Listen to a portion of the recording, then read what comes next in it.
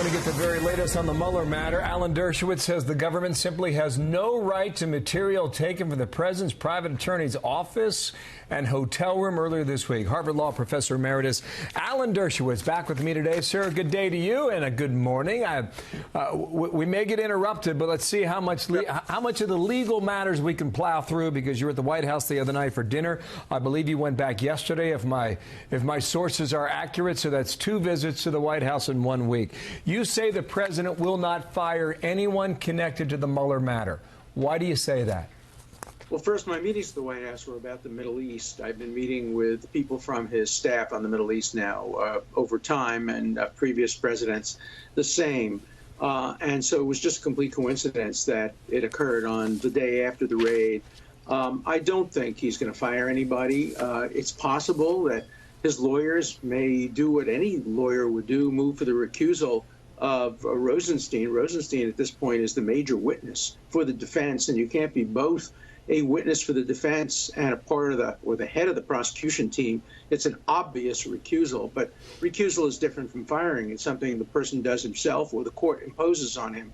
It's not something that an outsider like the President of the United States would do. So that's all possible. Look, the raid itself was, to everything I can see now, unjustified. What they were looking for were not the most serious crimes, not terrorism, not drug lords, not organized crime, but maybe some kind of technical election violations or tax violations. And to raid a lawyer's office and to seize potentially privileged information. Imagine if they had raided your doctor's office and gotten your most intimate doctor information. I'd be ticked off. I sensed through the camera the other night the amount of anger the president had. I agree with you. However, now, you believe Mueller's trying to have it both ways. He can carry out one investigation here, and he doesn't have purview of the matter in New York, so he farms it out to the New York Bureau. That's your position. However, there is a case in law. It's called crime fraud exception, excuse me,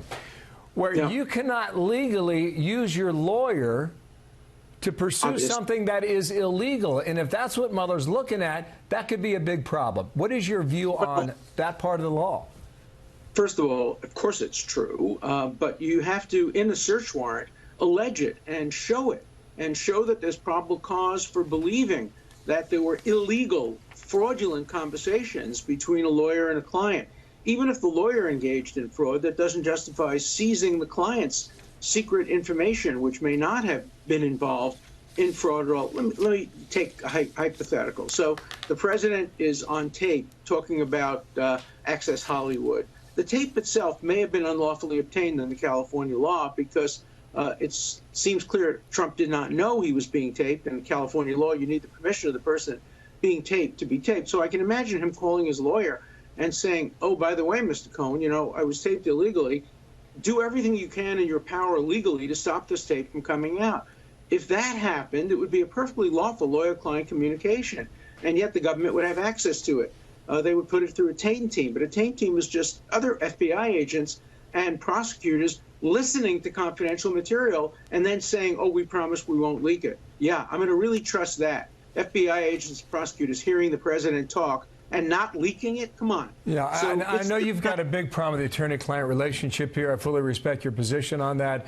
You compare it to a priest and a penitent, a husband and wife, and on and on. I read the piece that you wrote just yesterday.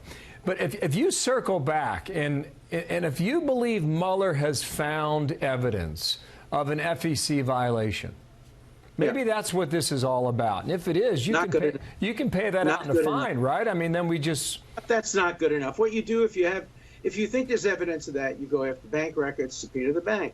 You go after tax records, subpoena the IRS. You go after records of the people he communicated with, you can subpoena those. But you use a raid on a lawyer's office as a last resort. And even if you do that, what you do is you should bring a judge with you. There should be a process where you can bring a judge or an objective monitor. And before anything is seized, somebody looks through it and says, no, this is lawyer-client privilege. This is medical privilege. This is priest privilege. You don't get that.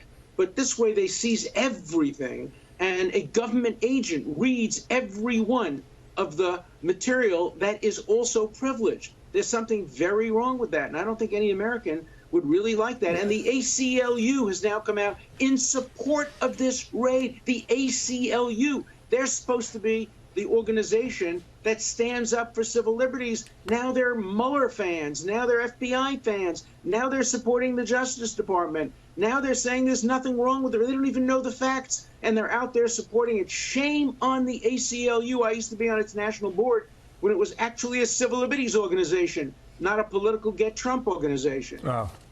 Sir, come on back. Anytime. My list is long. Alan Dershowitz with us today. Thank you, sir, by way of Skype. Thank you.